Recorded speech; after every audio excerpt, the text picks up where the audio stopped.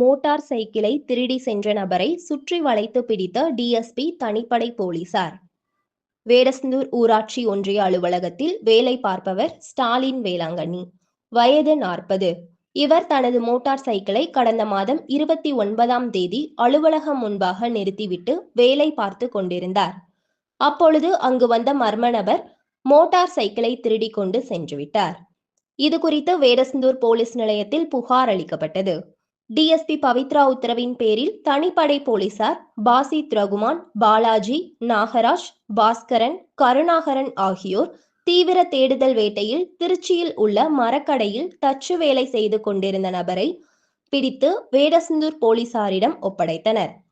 Police விசாரணையில் motor சைக்கிளை திருடியது வேடசந்தூர் ஆத்துமேடு இந்திரா நகரை சேர்ந்த தச்சு வேலை செய்யும் ராஜா, வயது 40 என்பது தெரியவந்தது. வேடசந்தூர் சப் இன்ஸ்பெக்டர் அருண் நாராயணன் ராஜாவை கைது செய்து வழக்கு பதிந்து சிறையில் அடைத்தார். செவ்வாய்க்கிழமை மாலை 5 மணி அளவில் வேடசந்தூர் போலீஸ் நிலையத்தில் கிடைக்கப்பெற்ற தகவல்.